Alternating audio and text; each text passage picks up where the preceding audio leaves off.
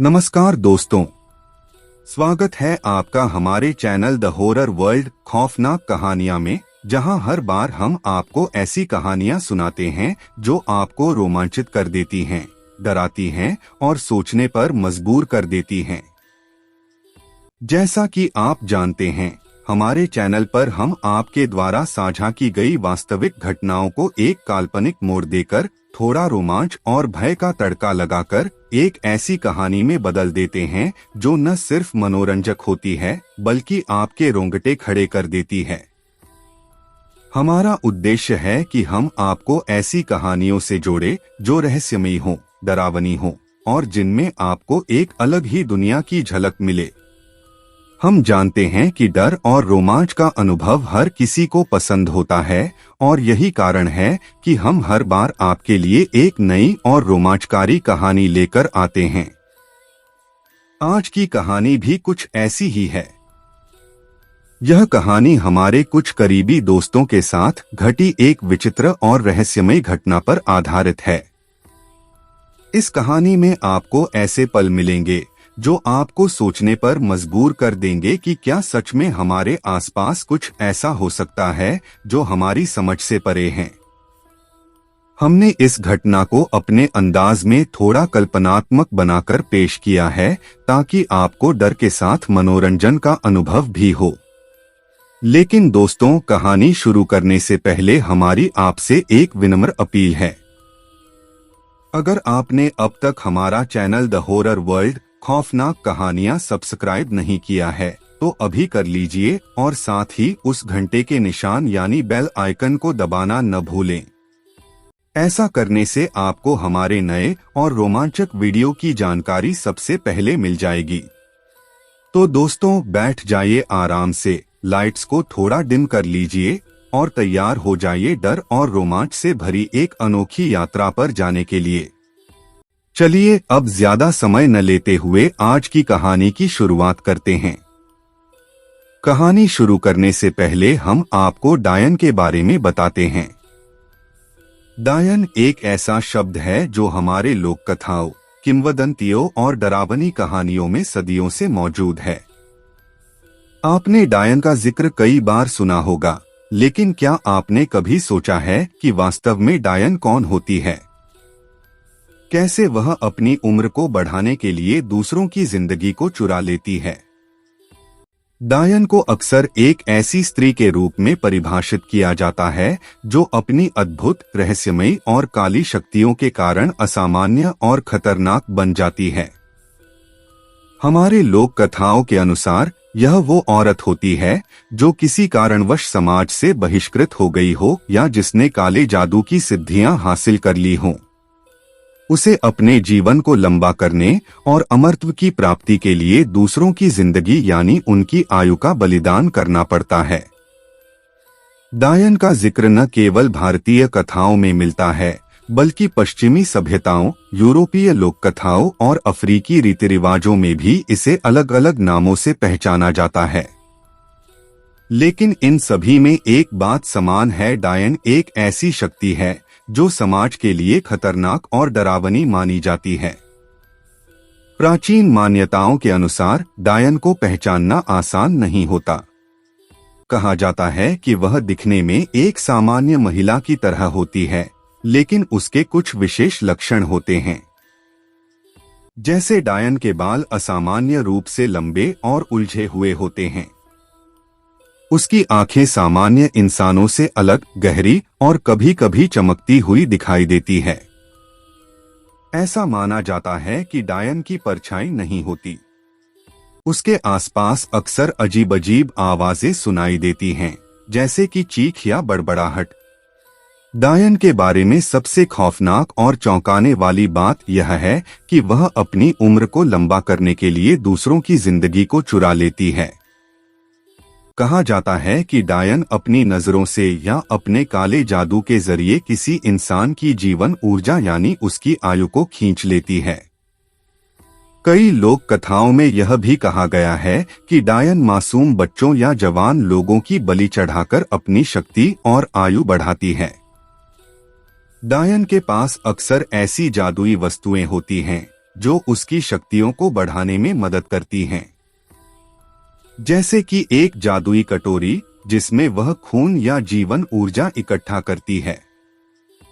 डायन का मकसद हमेशा अपनी शक्ति को बढ़ाना होता है। वह कमजोर, मासूम और भावनात्मक रूप से टूटे हुए लोगों को अपनी पहली शिकार बनाती है। इसलिए कहा जाता है कि डर और अंधविश्वास से दूर रहते हुए हमेशा सतर्क रहना चाहिए।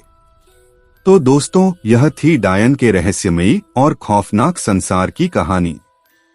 अब जब आप डायन के बारे में पूरी जानकारी जान चुके हैं, तो आइए शुरू करते हैं हमारी आज की कहानी, जो आपको एक बार फिर से डर और रोमांच के संसार में ले जाएगी। तैयार हैं ना आप? चलिए अब शुरू करते हैं। एक शांत छोटे से गांव के पास घना और रहस्यमयी जंगल था। इस जंगल को दूर दूर तक सुप्रिया का जंगल के नाम से जाना जाता था। गांव वालों के लिए यह जंगल केवल डर और रहस्य का पर्याय था। इस जंगल के बारे में कहा जाता था कि यह किसी साधारण स्थान की तरह नहीं है। यहाँ कदम रखने वाले लोग अक्सर वापस नहीं आते थे। अगर कोई कभी लौटकर आया भी तो उसकी मानसिक स्थिति खराब हो चुकी होती थी। लोग कहते थे कि वहां की हवा में कुछ ऐसा था जो इंसान की आत्मा तक को झकझोर कर रख देता था। गांव वालों का मानना था कि इस जंगल की सभी रहस्यमयी घटनाओं का कारण एक डायन थी, जिसका नाम सुप्रिया था। लोक कथाओं के अनुसार सुप्रिया की उम्र 900 साल से भी ज्यादा थी। वह न केवल बहुत खतरनाक थी, बल्कि काले जादू की सिद्धियों में इतनी पारंगत थी कि आज तक उसे कोई हरा नहीं सका। चाहे वह सबसे ज्ञानी पंडित हो, कोई तांत्रिक हो या कोई मौलवी, सुप्रिया ने हर किसी को अपने मायाजाल में फंसा दिया। कहा जाता था कि सुप्रिया ने कई काली सिद्धियां हासिल की थीं, जिनकी वजह से वह अमर हो चुकी थी। उसकी खूंखार शक्तियों का डर ऐसा था कि कोई भी उस जंगल की तरफ झांकने की भी हिम्मत नहीं करता था।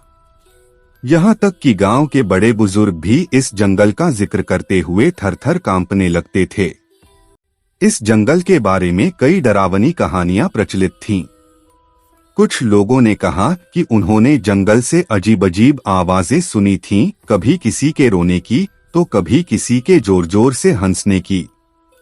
कुछ लोगों का दावा था कि उन्होंने जंगल के अंदर नीली और लाल रोशनी चमकती देखी है, जो बिना किसी स्रोत के अचानक गायब हो जाती थी।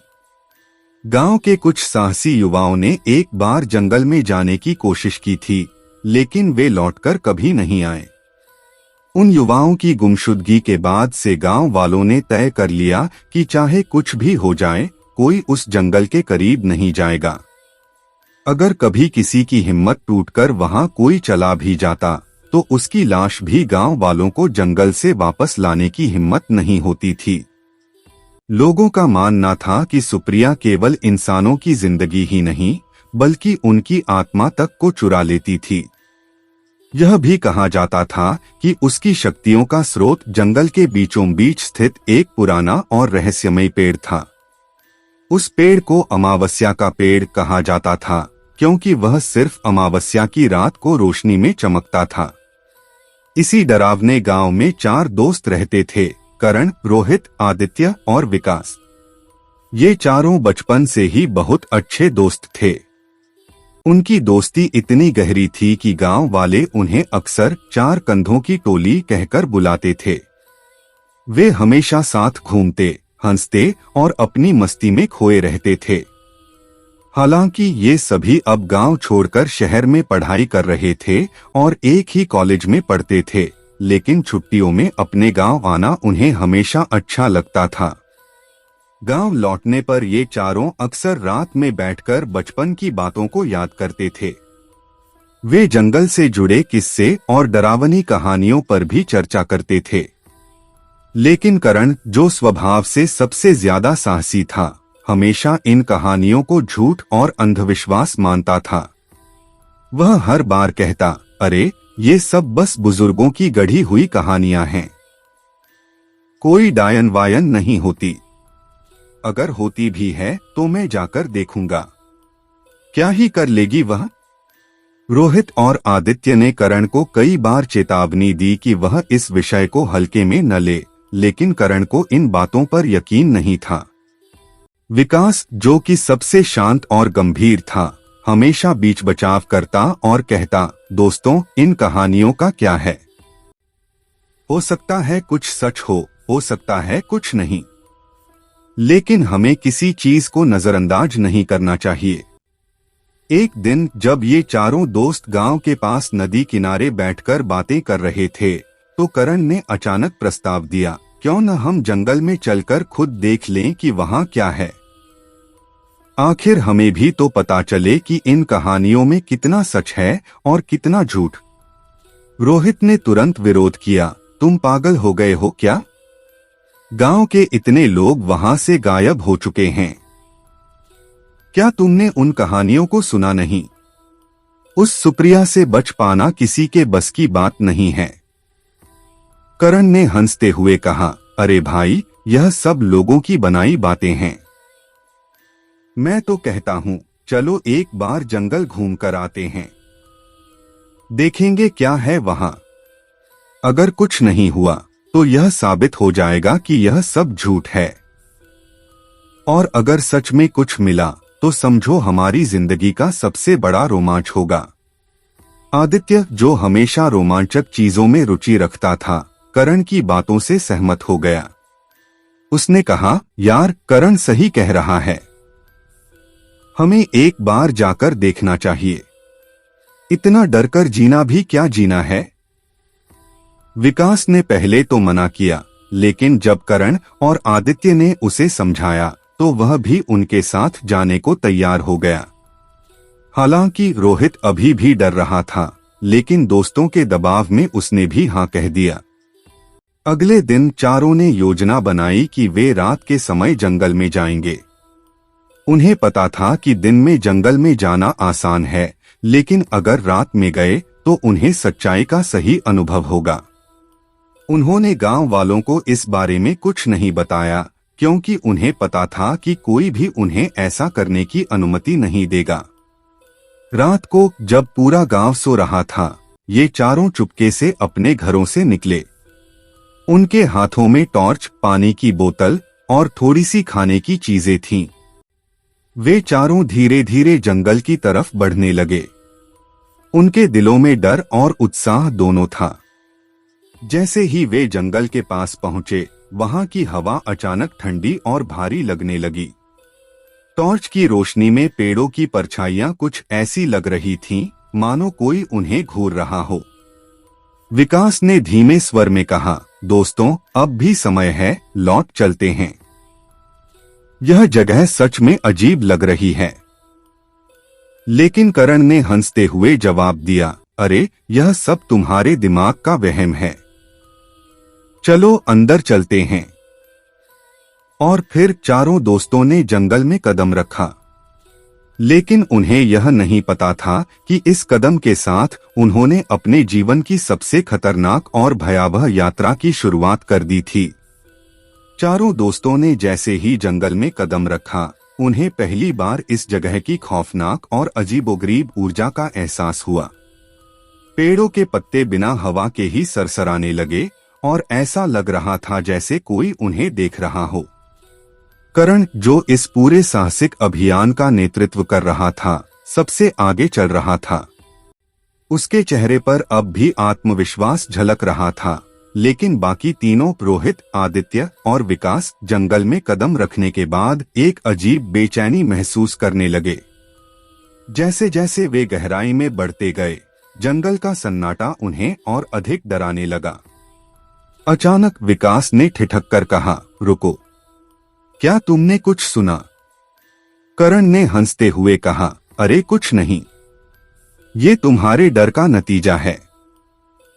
चलो आगे बढ़ते हैं। लेकिन बाकी तीनों को यह मजाक जैसा नहीं लग रहा था। विकास के चेहरे पर पसीना था। विकास को अचानक अपने पास किसी के चलने की आवाज सुनाई दी। यह किसी स्त्री के पायल की छन छन की आवाज थी। उसने टॉर्च की रोशनी उस ओर घुमाई, लेकिन वहां कोई नहीं था।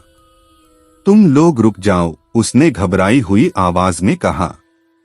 करण ने पलटकर पूछा, अब क्या हुआ? तुम्हें भी कोई भूत दिख गया क्या? विकास ने असमंजस भरे स्वर में कहा, नहीं नहीं, लेकिन मैंने पायल की आवाज सुनी थी। कोई तो हमारे आसपास है। उसकी बात खत्म भी नहीं हुई थी कि विकास ने एक बेहद खूबसूरत स्त्री को पेड़ों के पीछे खड़े देखा। वह सफेद साड़ी में थी और उसकी आंखों में अजीब सी चमक थी। वह मुस्कुरा रही थी, लेकिन उसकी मुस्कान डरावनी लग रही थी। विकास को उसकी तरफ खिंचाव महसूस हुआ, मानो कोई उसे अपनी ओर बुला रहा हो। क्या देख रहा है विकास? आदित्य ने उसे झकझोरते हुए पूछा। कुछ नहीं, शायद मुझे वहम हुआ है, विकास ने धीरे से कहा, लेकिन उसकी आंखें अब भी उस दिशा में देखने की कोशिश कर रही थीं। उधर रोहित ने अचानक किसी बच्चे के रोने की आवाज सुनी। वह आवाज इतनी स्पष्ट थी कि वह सोचने लगा कि क्या कोई बच्चा जंगल में खो गया है। तुम लोग सुन रहे हो? ये बच्चा कौन है? रोहित ने चिंतित होकर पूछा। करण ने जवाब दिया, यह सब तुम्हारा दिमाग खेल रहा है। यहाँ कोई बच्चा नहीं है। लेकिन रोहित को यकीन था कि उसने उस बच्चे की आवाज सुनी थी। उसकी आवाज धीरे धीरे बढ़ने लगी और फिर अचानक थम गई। लेकिन अब उसे ऐसा लगने लगा मानो कोई बच्चा उसके ठीक पीछे खड़ा है। प्लीज पीछे देखो न, रोहित ने कांपती आवाज में कहा। जब करण ने टॉर्च घुमाई तो वहां कुछ भी नहीं था। इसी बीच आदित्य ने पेड़ों के बीच किसी भयानक परछाई को देखा। वह परछाई तेजी से उसके पास आई और फिर गायब हो गई। उसकी आंखें चौड़ी हो गईं और उसने डरते हुए कहा, तुम लोग इसे हल्के में मत लो। मैंने अभी अभी कुछ देखा है। कोई है हमारे आसपास। करण ने उसे शांत करने की कोशिश की, कुछ नहीं है आदित्य। बस अपनी टॉर्च को सही तरीके से पकड़ो। ये तुम्हारी कल्पना है। लेकिन आदित्य को यकीन था कि वह परछाई असली थी। उसकी सांसें तेज हो गईं और वह पसीने से तरबतर हो गया। करण, जो अब तक सबका मजाक उड़ा रहा था, अचानक रुक गया। उसे ऐसा महसूस हुआ कि किसी ने ठीक उसके कान में उसका नाम पुकारा, करण।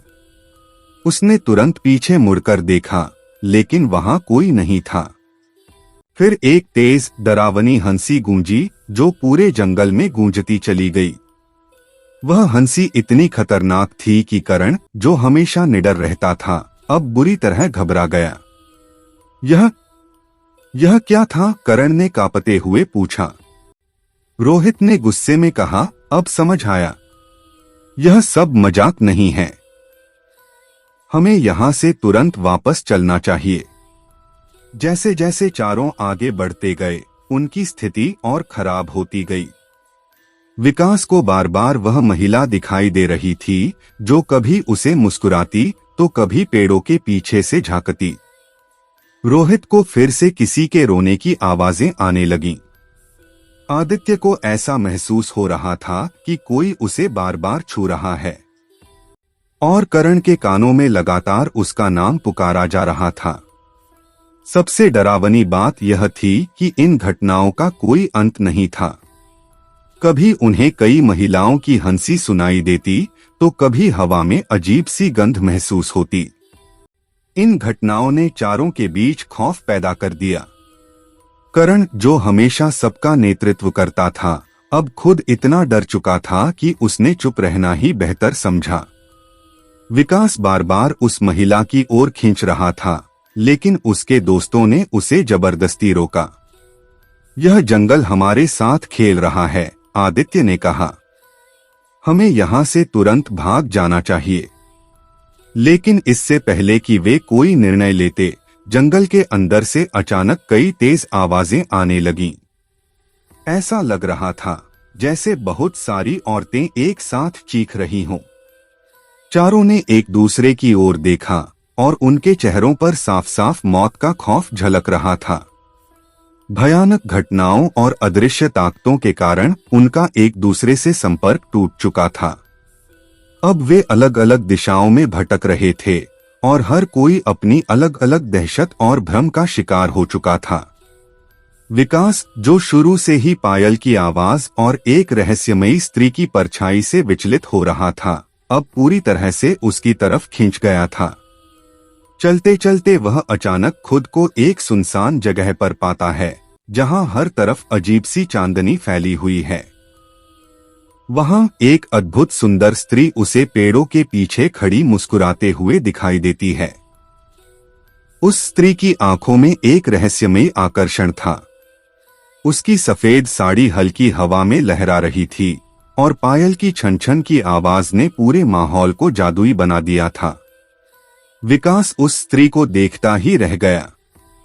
वह धीरे धीरे विकास के पास आई और अपनी मधुर आवाज में बोली, तुम्हें मुझसे डरने की जरूरत नहीं है।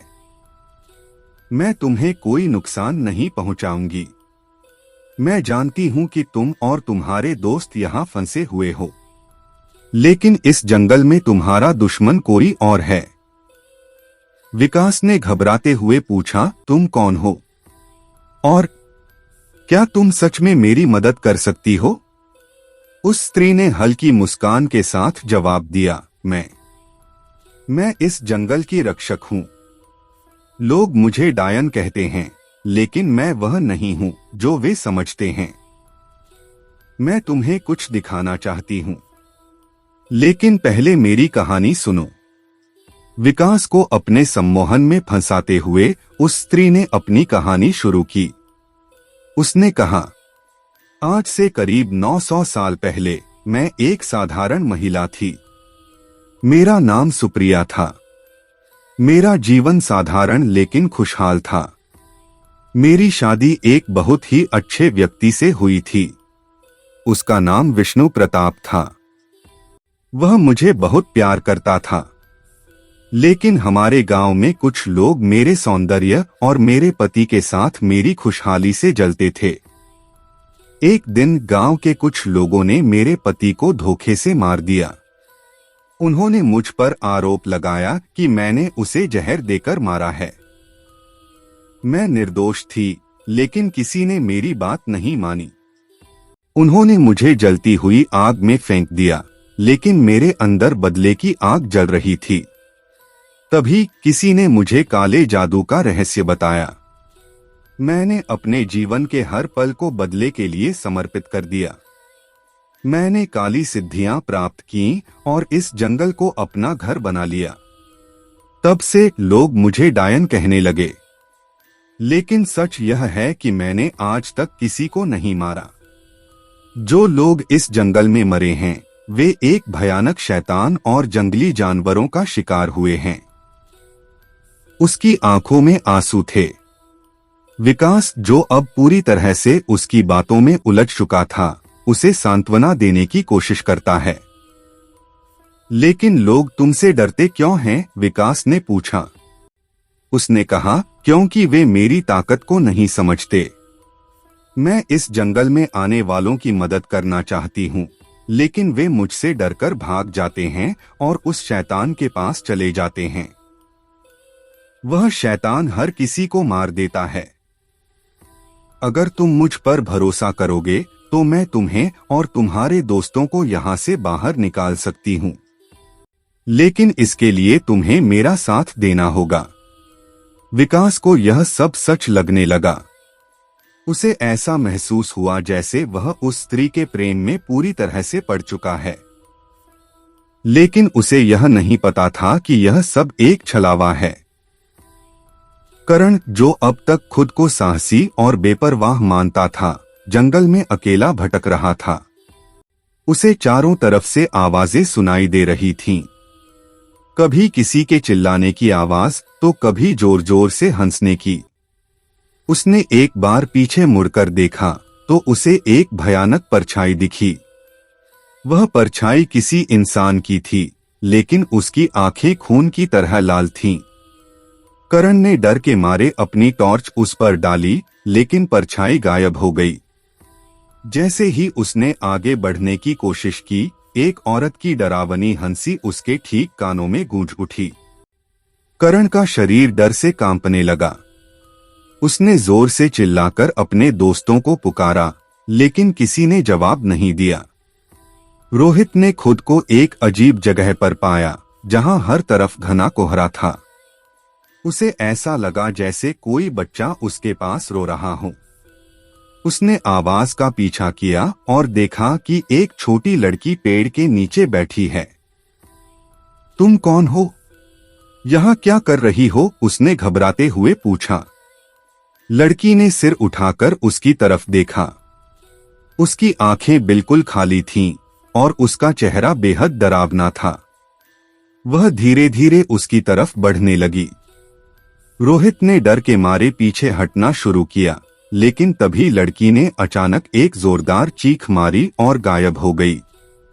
आदित्य ने खुद को एक ऐसे इलाके में पाया जहां पेड़ों पर अजीब अजीब चीजें लटकी हुई थीं। वह ध्यान से देखने लगा तो उसे एहसास हुआ कि वे इंसानी आकार की परछाइयां थीं जो हवा में झूल रही थीं। अचानक उन परछाइयों ने जोर जोर से चिल्लाना शुरू कर दिया।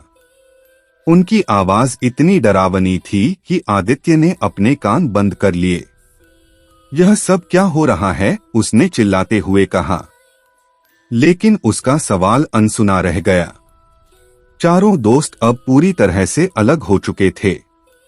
विकास उस रहस्यमयी स्त्री के प्रेमजाल में फंसा हुआ था, जबकि बाकी तीन अपने अपने डरावने अनुभवों से जूझ रहे थे। लेकिन अब यह सवाल था कि क्या विकास को वो स्त्री सच बोल रही है? क्या सच में वो जंगल की रक्षक है? क्या चारों दोस्त इस जंगल से जिंदा निकल पाएंगे?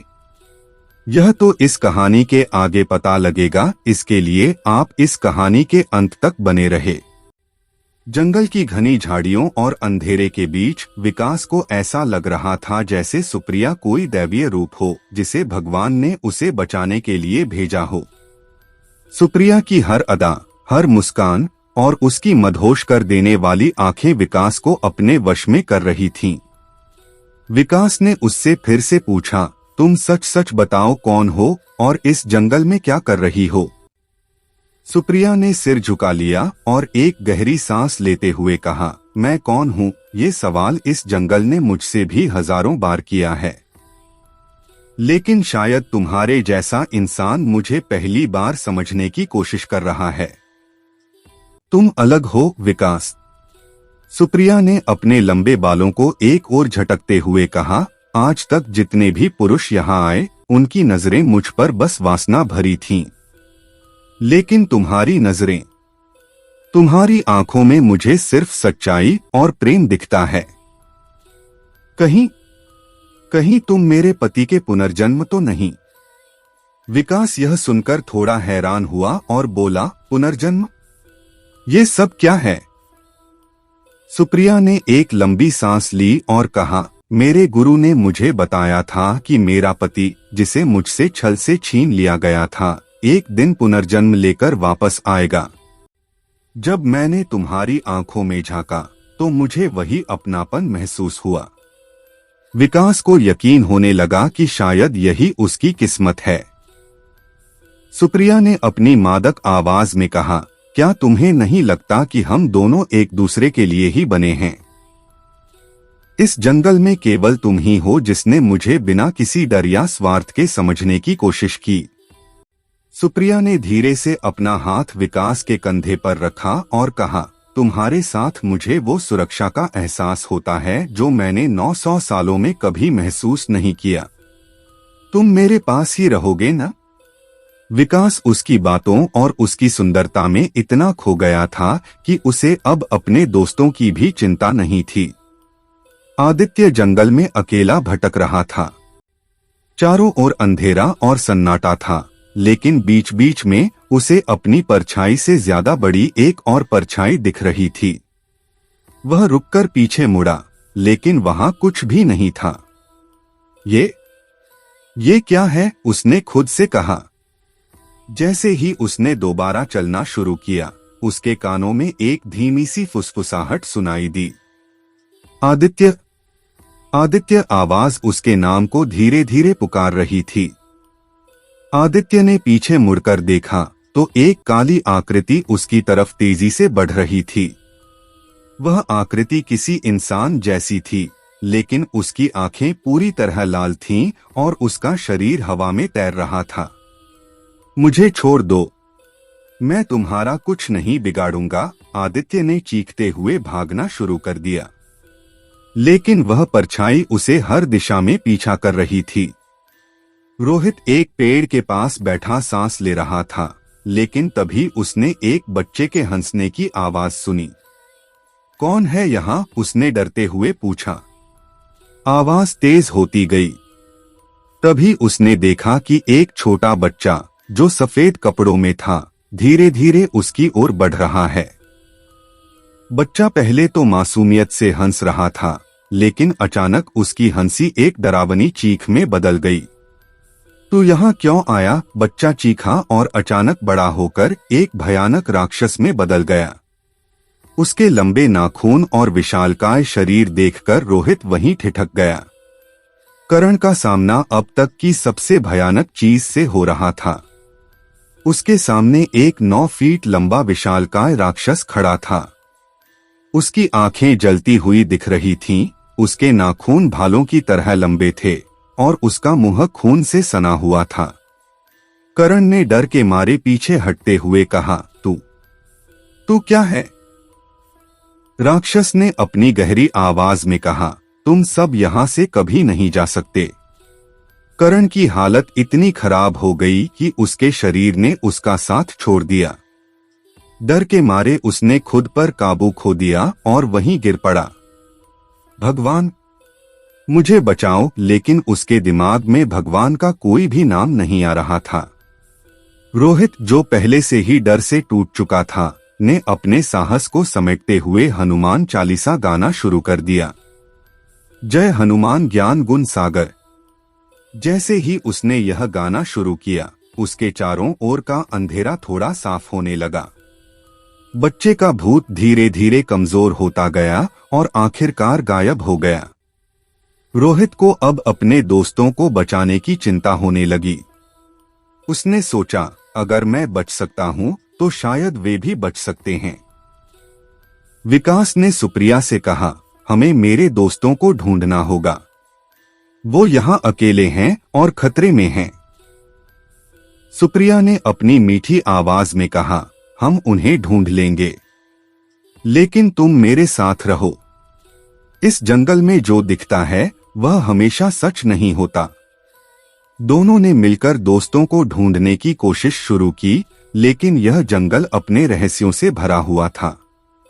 हर कदम पर एक नई चुनौती उनका इंतजार कर रही थी।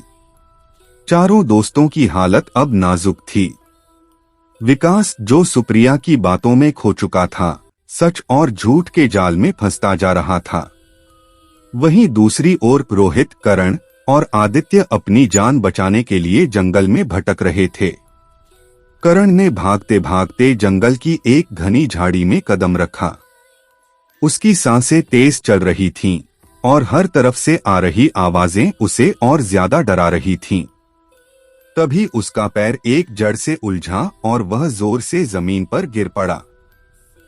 वह दर्द से कराहते हुए उठा, लेकिन जैसे ही उसने अपनी नजरें ऊपर की, वह चीख पड़ा। चारों ओर खून ही खून फैला हुआ था। जमीन पर इंसानी हड्डियां बिखरी हुई थीं।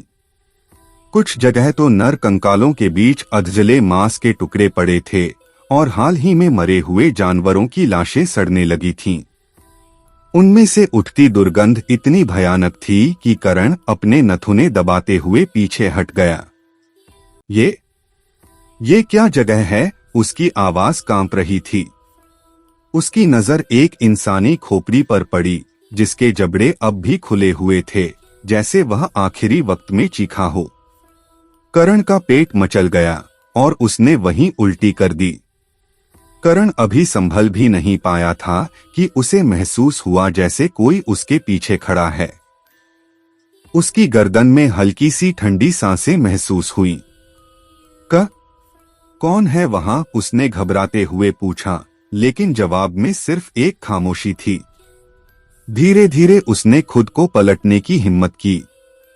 जैसे ही उसने पीछे देखा, उसकी आंखें डर से फटी रह गईं। एक लंबी और भयानक औरत उसके पीछे खड़ी थी। उसका शरीर इतना काला था कि अंधेरे में भी चमक रहा था। उसकी आंखें गहरी लाल थीं और उसके नुकीले दांत करण की तरफ चमक रहे थे। तुमने मेरी जगह में कदम रखा है, अब तुम बच नहीं सकते, वह स्त्री गहरी और ठंडी आवाज में बोली। करण की आवाज गले में अटक गई। उसके पैर जमीन में जैसे जमे हुए थे। औरत ने अपने लंबे पतले हाथ उसकी गर्दन की तरफ बढ़ाए और उसे पकड़ लिया।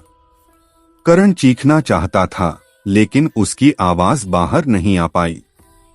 अब तुम मेरे हो, उसने कहा और अपनी गर्दन झुकाकर करण के गले पर अपने लंबे दांत गड़ा दिए। करण ने दर्द से तड़पते हुए छटपटाने की कोशिश की, लेकिन उसका खून तेजी से चूसा जा रहा था। वह आवाज घुड़क घुड़क घुड़क ऐसी थी जैसे कोई प्यासा इंसान पानी पी रहा हो। कुछ ही पलों में करण के शरीर में जान नहीं बची। उसकी आंखें धीरे धीरे बंद हो गईं। तभी वह स्त्री एक अजीब मंत्र पढ़ने लगी। अब तुम्हारी आत्मा मेरी गुलाम होगी, वह बोली। उसने करण की आत्मा को अपने वश में कर लिया। करण का निर्जीव शरीर सूखी लकड़ी की तरह जमीन पर गिर पड़ा और उसकी आत्मा अंधेरे में कहीं गुम हो गई। दूसरी तरफ विकास सुप्रिया के साथ अपने दोस्तों को खोजने की कोशिश कर रहा था। वह बार बार पीछे देखता कि सुप्रिया उसके साथ है या नहीं। सुप्रिया, उसने अचानक पलटकर पूछा। लेकिन पीछे कोई नहीं था। अभी तो मेरे साथ थी। कहाँ गई? उसने डरते हुए खुद से कहा। तभी उसके कंधे पर किसी का हाथ पड़ा। आह! विकास की चीख निकल गई। लेकिन जैसे ही उसने पलटकर देखा, सुप्रिया मुस्कुराती हुई खड़ी थी। डर गए? सुप्रिया ने हंसते हुए कहा। विकास ने राहत की सांस लेते हुए पूछा, तुम अचानक कहाँ चली गई थी? मुझे ऐसा लगा जैसे उधर से कोई चीखने की आवाज आ रही हो। शायद तुम्हारे दोस्त हों, उसने धीरे से कहा और एक दिशा की ओर इशारा किया।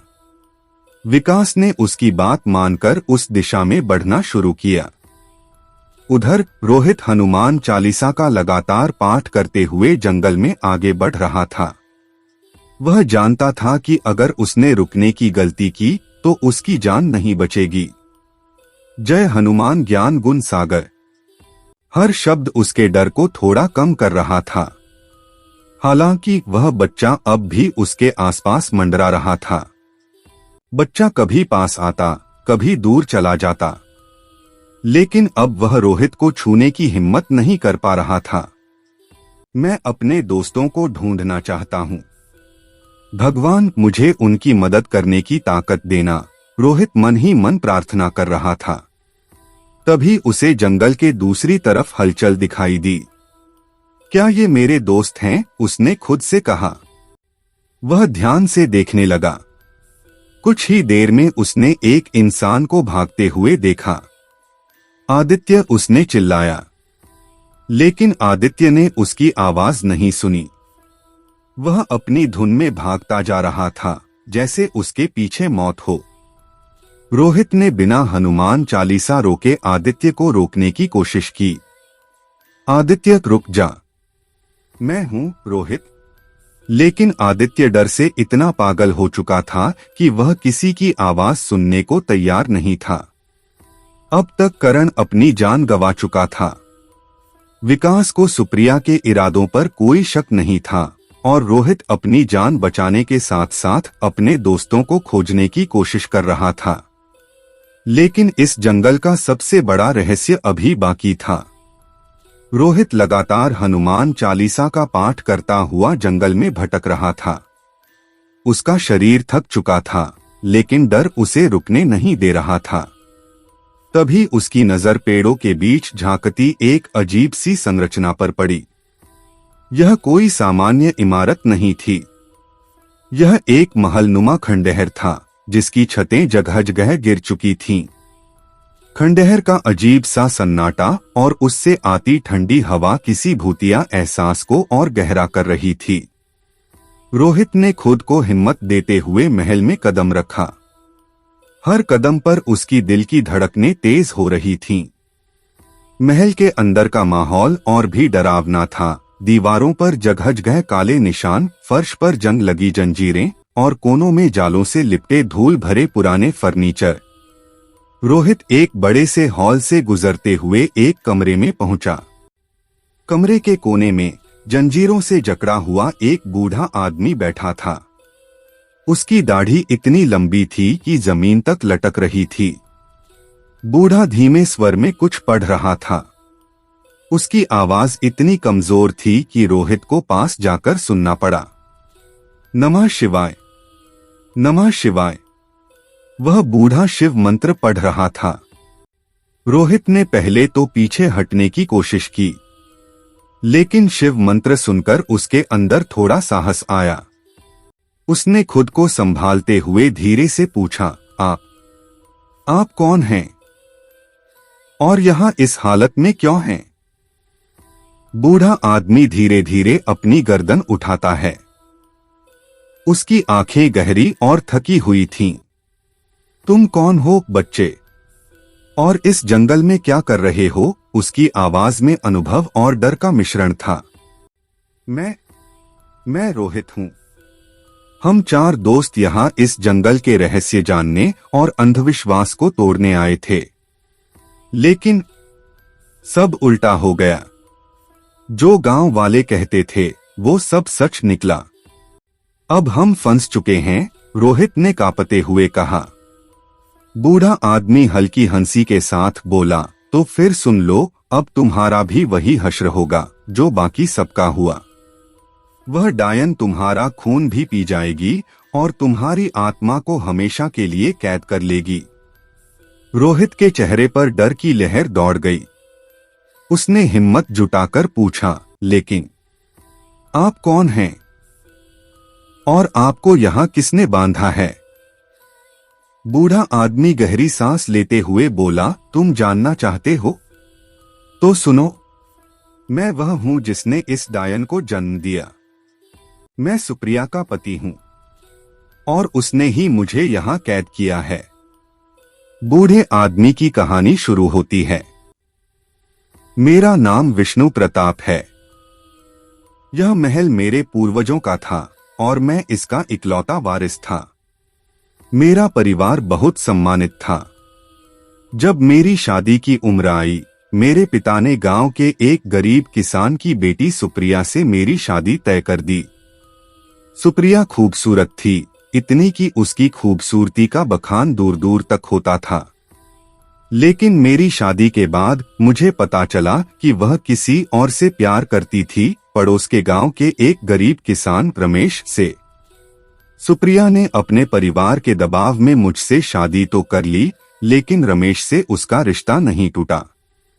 मैं इस बारे में कुछ नहीं जानता था। मैं तो बस अपने परिवार और गांव की भलाई में लगा रहता था। मेरे पिता ने मुझे काले जादू की विद्या सीखने के लिए प्रेरित किया।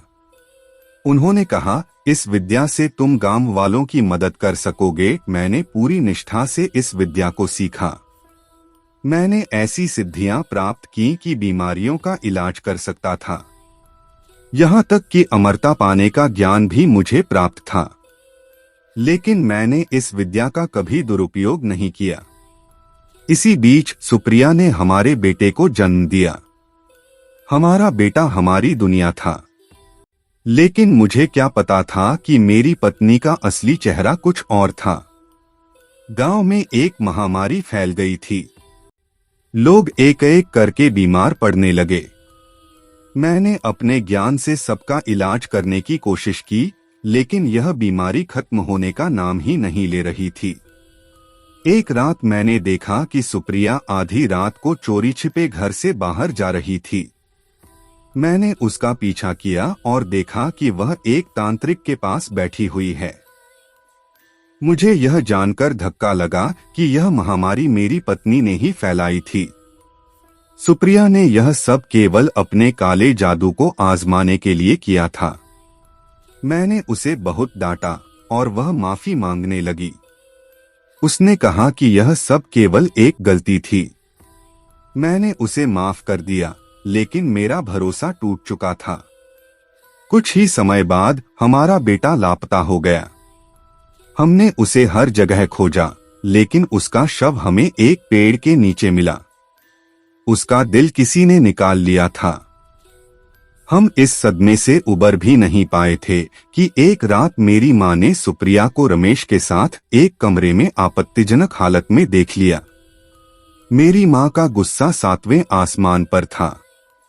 मेरे पिता ने रमेश को मारने का आदेश दिया और उसकी लाश को हवेली के पीछे दफना दिया गया। सुप्रिया को मेरी मां ने एक कमरे में बंद कर दिया। मैं यह सब देखकर स्तब्ध था। मेरी दुनिया पूरी तरह बिखर चुकी थी, लेकिन मुझे पता नहीं था कि यह केवल शुरुआत थी। एक दिन सुप्रिया ने मुझसे अमरता की सिद्धि के बारे में पूछा। उसने कहा कि वह हमारे परिवार की भलाई के लिए इसे सीखना चाहती है। मैंने उस पर भरोसा करके उसे सब कुछ बता दिया, लेकिन मैंने यह भी कहा कि अमरता पाने के लिए इंसानी खून पीना होगा, जो बेहद पापमय कार्य है। सुप्रिया ने मेरी बात मानी, या शायद ऐसा दिखावा किया, लेकिन कुछ ही दिनों बाद उसने अपनी असली चाल चल दी। वह रमेश की मौत का बदला लेना चाहती थी। उसने मुझे धोखा दिया और अमरता पाने के लिए इंसानी खून पीना शुरू कर दिया।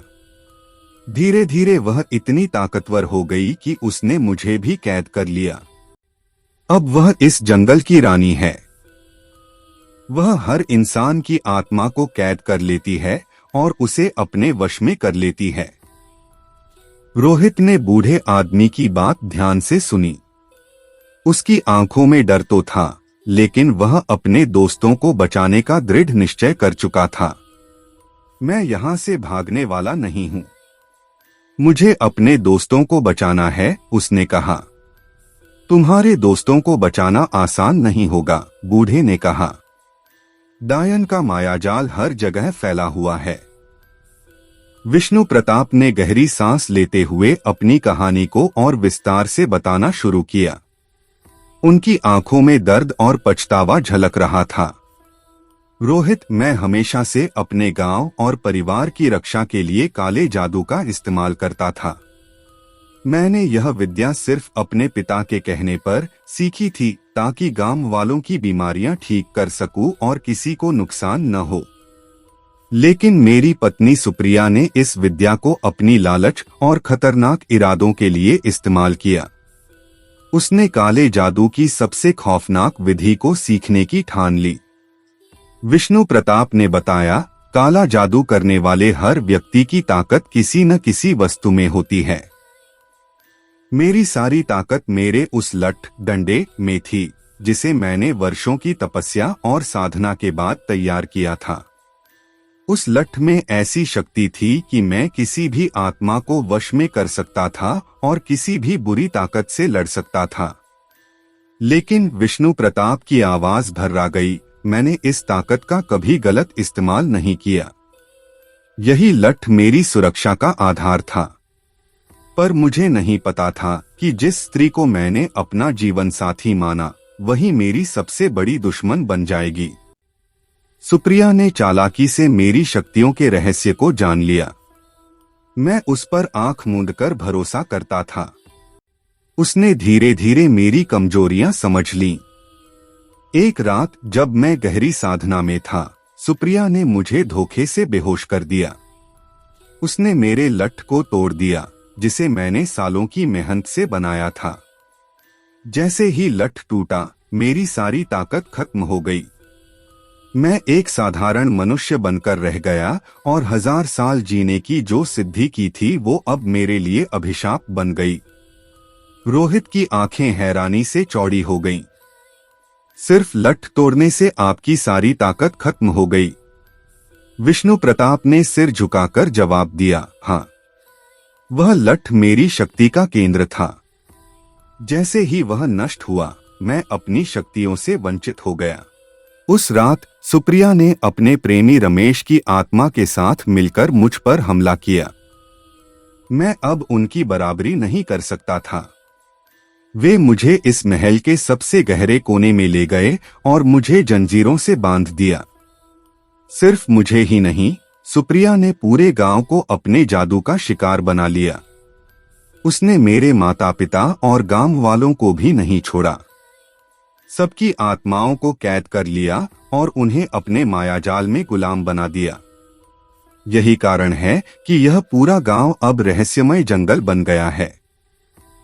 यहाँ कोई भी सामान्य इंसान जीवित नहीं रह सकता।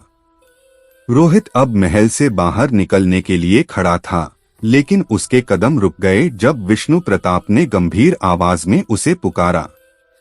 उनकी आंखों में एक अजीब सी चमक और चेतावनी थी। रुक जाओ बच्चे, तुम इतनी आसानी से यहाँ से नहीं जा सकते। रोहित ने पलटकर देखा और धीरे धीरे उनकी ओर बढ़ा। उसकी आंखों में डर और उत्सुकता का मिश्रण था। विष्णु प्रताप ने कहा, तुम्हें यह जानना होगा कि सुप्रिया कोई साधारण डायन नहीं है। उसने अपने काले जादू की सिद्धि के लिए अपने ही बेटे की बलि दी। उसका दिल निकालकर खा गई। सोचो, जो महिला अपने ही बच्चे की हत्या कर सकती है, वह कितनी खतरनाक होगी। अगर तुम उसके मायाजाल में फंस गए तो तुम्हारा बच पाना नामुमकिन होगा। रोहित की सांसें तेज हो गईं। अपने बच्चे का दिल, लेकिन क्यों? विष्णु प्रताप ने गहरी सांस ली और कहा, काले जादू की यह विधि सबसे खौफनाक होती है।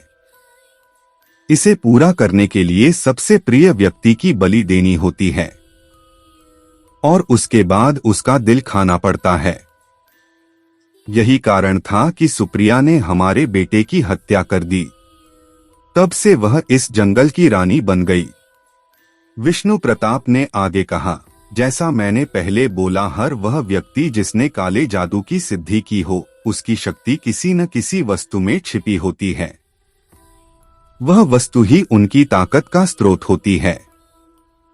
यदि उस वस्तु को नष्ट कर दिया जाए तो उनकी शक्तियां खत्म हो जाती हैं।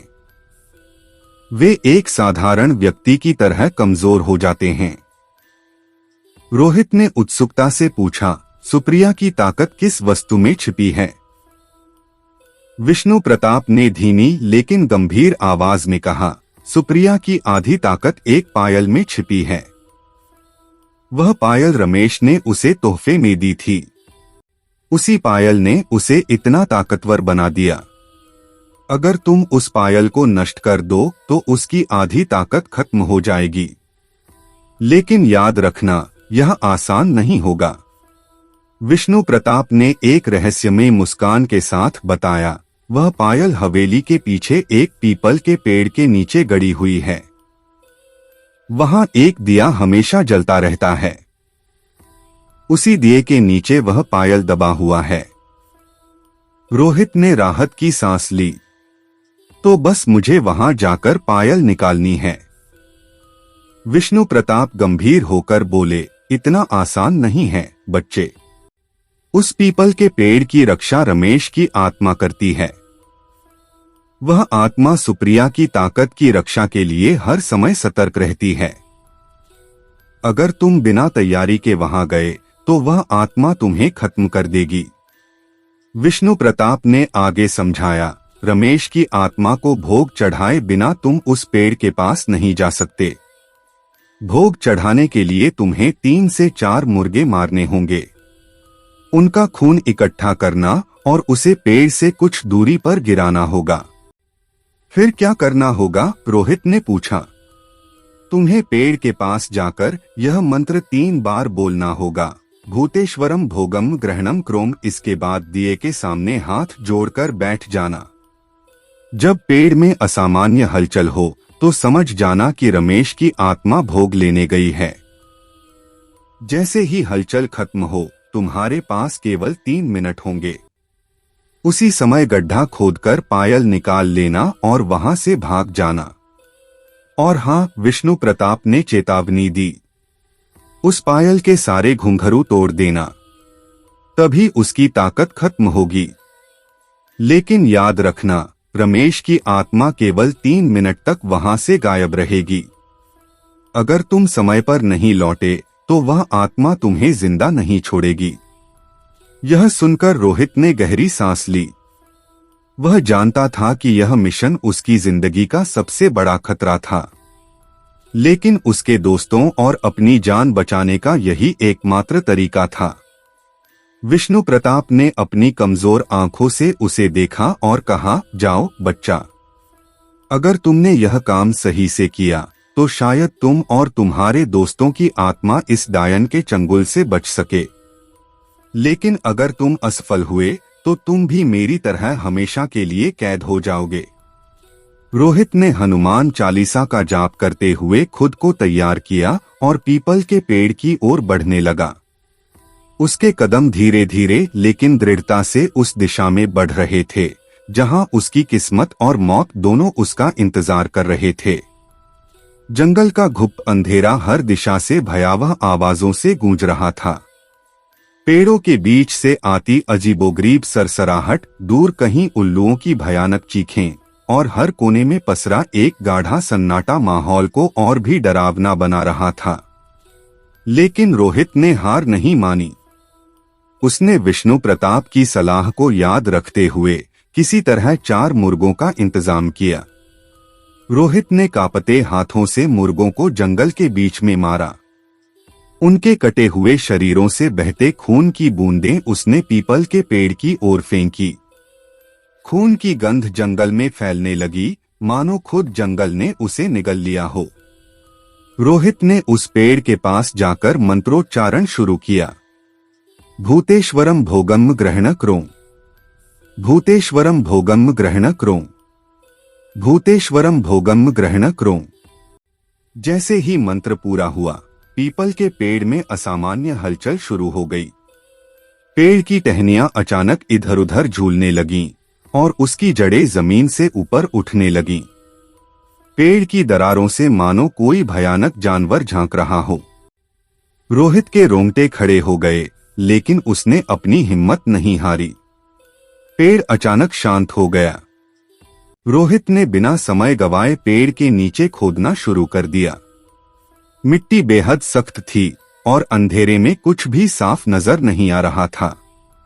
उसकी सांसें तेज हो रही थीं, दिल तेजी से धड़क रहा था। खोदते खोदते उसके हाथों में छाले पड़ गए, लेकिन वह रुका नहीं। कुछ मिनटों की मेहनत के बाद उसे मिट्टी के नीचे कुछ ठोस महसूस हुआ। यह वही पायल थी जिसके बारे में विष्णु प्रताप ने बताया था। पायल बेहद भव्य और चमकदार थी, लेकिन उसमें एक अजीब सी दहशत महसूस हो रही थी।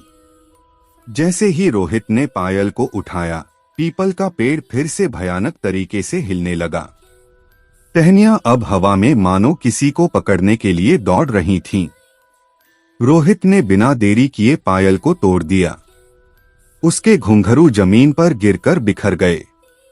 उसने तुरंत वहां से भागने की कोशिश की और जैसे ही वह पेड़ से कुछ दूर हुआ, पीछे एक भयानक गर्जना सुनाई दी। वह जानता था कि अगर कुछ सेकंड और लगते तो रमेश की आत्मा उसे जिंदा नहीं छोड़ती। उधर महल में सुप्रिया अचानक बेचैनी महसूस करने लगी। उसकी सांसें तेज हो गईं। उसे तुरंत समझ में आ गया कि किसी ने उसकी पायल नष्ट कर दी है। उसने खुद को कमजोर महसूस किया, मानो उसकी आधी ताकत छीन ली गई हो। उसकी आंखें गुस्से से लाल हो गईं। वह चीखते हुए बोली, कौन है जिसने मेरी शक्ति को छेड़ा है? यह काम सिर्फ विष्णु ही कर सकता है। सुप्रिया अब जान चुकी थी कि उसे अपनी ताकत वापस पाने के लिए तुरंत खून पीना होगा। उसने सोचा कि विकास को मारकर उसका खून पिएगी, लेकिन उससे पहले उसने आदित्य और रोहित का खात्मा करने का फैसला किया। जंगल में आदित्य अंधाधुंध भाग रहा था। उसके पीछे एक भयानक परछाई दौड़ रही थी। वह घबराहट में चिल्ला रहा था, लेकिन उसकी आवाज जंगल की गहराई में ही गुम हो रही थी। अचानक उसके सामने एक काली स्त्री प्रकट हुई। उसकी आंखें अंगारे की तरह जल रही थीं और उसके लंबे नुकीले दांत चमक रहे थे। आदित्य पीछे हटने की कोशिश करता, इससे पहले ही वह स्त्री उसकी गर्दन पकड़कर उसे हवा में उठा लेती है। आदित्य चीखते हुए छटपटाने लगा। स्त्री ने अपनी नुकीले दांत उसकी गर्दन में गड़ा दिए। खून की धारा बहने लगी और आदित्य की छटपटाहट धीमी पड़ गई। कुछ ही क्षणों में उसका शरीर निर्जीव होकर जमीन पर गिर पड़ा। सुप्रिया ने उसकी आत्मा को कैद कर लिया। इधर विकास सुप्रिया को पुकार रहा था। वह मन ही मन सोच रहा था कि वह बार बार गायब क्यों हो जाती है। थोड़ी देर बाद सुप्रिया उसके पास आ गई, लेकिन वह हांफ रही थी। विकास ने पूछा, क्या हुआ? तुम ठीक तो हो? सुप्रिया ने झूठ बोलते हुए कहा, उधर किसी की लाश पड़ी है, मुझे देखने जाना होगा। विकास सुप्रिया के साथ उस लाश को देखने चलता है। करण की लाश देखकर विकास फुट फुट कर रोने लगता है। विकास ने कहा, तुम जाओ, मैं अपने दोस्त करण के साथ कुछ समय अकेले रहना चाहता हूं। सुप्रिया इस मौके का फायदा उठाकर तेजी से खंडहर में चली गई। उधर रोहित विष्णु प्रताप के साथ विकास के पास पहुंच रहा था। विष्णु ने गहरी सांस लेते हुए कहा, तुम्हारा दोस्त पास ही है। मैं 900 साल का हूं और अपनी सूंघने की क्षमता से यह बता सकता हूं। वे दोनों करण की लाश के पास पहुंचे। रोहित करण को देखकर टूट गया और विकास के गले लगकर फूट फूट कर रोने लगा। थोड़ी देर बाद विकास ने विष्णु प्रताप को देखकर चौंकते हुए कहा, यह कौन है? रोहित ने विष्णु प्रताप की पूरी सच्चाई विकास को बताई, लेकिन विकास ने गुस्से में कहा, यह झूठ बोल रहा है। यह डायन इस जंगल की रक्षक है और मैं उसके मरे हुए पति का पुनर्जन्म हूं। रोहित ने चिल्लाते हुए कहा, यह विष्णु प्रताप है। यह अभी भी जिंदा है और सुप्रिया का असली पति है। जंगल में यह टकराव अब और भी भयानक मोड़ लेने वाला था। विकास और रोहित आमने सामने खड़े थे। विकास का चेहरा गुस्से और भ्रम से भरा हुआ था। वह चिल्लाया, तुम झूठ बोल रहे हो रोहित। सुप्रिया मेरी पत्नी है और तुम उसे मारने की साजिश कर रहे हो। रोहित ने गहरी सांस लेते हुए कहा, विकास, मैं तुम्हारा दोस्त हूं, मेरी बात मानो। यह वही सुप्रिया है जिसने तुम्हारे दोस्तों को मारा और तुम्हें अपने वश में कर लिया है। यह तुम्हारा ब्रेन वॉश कर रही है। विकास ने गुस्से से कहा, तुम झूठ बोल रहे हो। तुम जलते हो कि मैं उससे प्यार करता हूं। तुम्हें लगता है कि मैं उसका साथ छोड़ दूंगा। कभी नहीं। दोनों के बीच बहस बढ़ने लगी और यह लड़ाई में बदल गई। विकास ने रोहित को धक्का दिया और रोहित ने जवाब में उसे मुक्का मारा। दोनों एक दूसरे पर टूट पड़े। खून पसीने और दर्द की यह लड़ाई तब खत्म हुई जब विकास गुस्से में रोहित को छोड़कर जंगल में अकेले चला गया। खंडहर महल में सुप्रिया अब गुस्से से जल रही थी। उसने अपने मुखबिर आत्माओं को भेजा था जो उसे विकास और रोहित की लड़ाई और उनके अलग होने की खबर दे चुकी थीं। वह अंदर ही अंदर मुस्कुराई और बोली, अब इन दोनों को अलग करके मैंने अपनी आधी लड़ाई जीत ली है। अब बारी है विष्णु को खत्म करने की। वह महल के बीचों बीच पहुंची जहां रमेश की आत्मा उसके सामने प्रकट हुई। उसने कहा, जाओ, पूरे जंगल को छान मारो और विष्णु को ढूंढ निकालो। उसकी जिंदगी अब खत्म करनी ही होगी। रमेश की आत्मा ने जंगल में विष्णु और रोहित को ढूंढ निकाला। वह उनके सामने प्रकट हुआ। उसकी आंखें आग की तरह जल रही थीं। विष्णु ने जैसे ही रमेश को देखा, उसने रोहित को पीछे हटने का इशारा किया। वह जानता था कि रमेश की आत्मा से लड़ने के लिए उसे अपने अंतिम मंत्रों का सहारा लेना होगा। विष्णु ने जोर से मंत्र पढ़ना शुरू किया। अक्षरम महामायाम रक्षम विश्वघातकम। रमेश की आत्मा अचानक जोर से चिल्लाई और पूरी ताकत से विष्णु पर हमला कर दिया। दोनों के बीच भयानक लड़ाई शुरू हो गई। लेकिन विष्णु अब बूढ़ा हो चुका था। उसकी कमजोर काया रमेश की ताकत का मुकाबला नहीं कर पा रही थी। अंततः रमेश ने उसे पकड़कर एक पेड़ से बांध दिया। तभी विष्णु ने देखा उनके कुछ दूर पर ही दलदल का तालाब है। उसने एक मंत्र पढ़ा, अस्थिरं जलन पंकम आह्वान भूतेश्वर क्रोम स्थिरं भव। और दलदल का पानी हवा में होता हुआ रमेश को दलदल में खींच लेता है और रमेश की आत्मा उसमें समा जाती है। विष्णु ने कमजोर आवाज में रोहित से कहा, बेटा अब सब तुम्हारे ऊपर है। अगर इस जंगल और सुप्रिया के मायाजाल को खत्म करना है तो उसकी चोटी काटनी होगी। वही उसकी असली ताकत है। उसके बिना वह एक साधारण औरत बन जाएगी। रोहित विष्णु के समीप आकर उसको पेड़ के बंधन से छुड़ाता है और पेड़ के नीचे बैठा देता है और खुद तेजी से महल की ओर चले जाता है। विकास भटकते हुए खंडहर महल में वापस आ गया। उसने सुप्रिया को गुस्से में इधर उधर चलते देखा। वह डरते हुए बोला, क्या हुआ सुप्रिया, तुम इतनी परेशान क्यों हो? सुप्रिया ने अपने गुस्से पर काबू करते हुए कहा, कुछ नहीं, बस जंगल में अजीब चीजें हो रही हैं।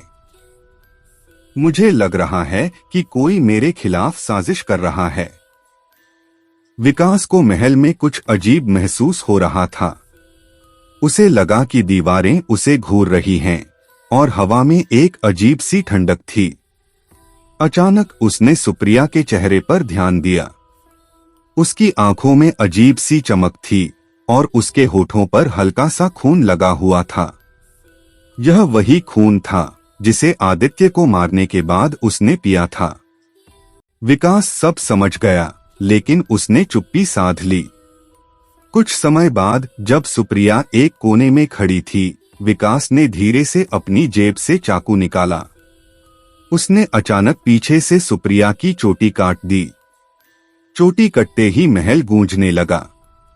भयानक चीखें, चमगादड़ों की आवाजें और उल्लुओं के झुंड महल से उड़कर बाहर निकलने लगे।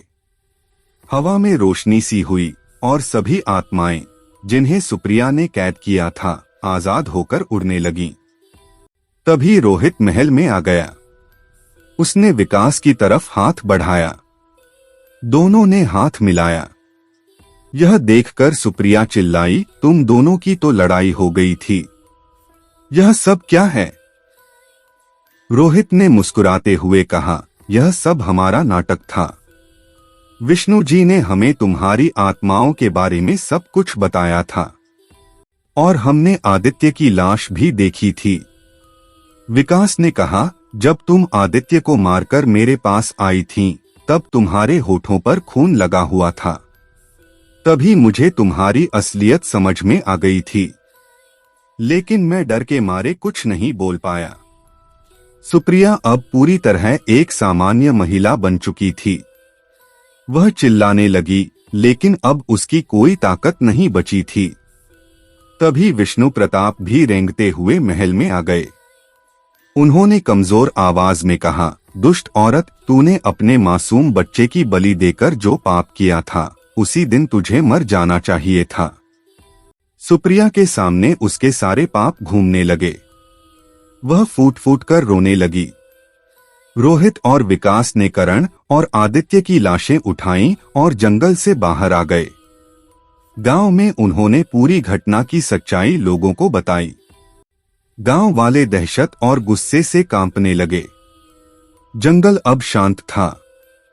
सुप्रिया अपने कर्मों का पश्चाताप करते हुए मायाजाल के बिना अकेले भटकने लगी और रोहित, विकास और विष्णु ने उस डरावने अंधकार का अंत कर दिया। तो दोस्तों, यह थी हमारी कहानी डायन का रहस्यमयी जंगल, जो डर, रोमांच और रहस्य से भरी हुई थी। एक जंगल, एक खंडहर और एक डायन की कहानी जो उसके पापों और मायावी शक्तियों के साथ खत्म हो गई। यह कहानी हमें एक बड़ी सीख देती है कि बुराई चाहे कितनी भी ताकतवर क्यों न हो, अच्छाई और सच्चाई के सामने उसका अंत निश्चित है।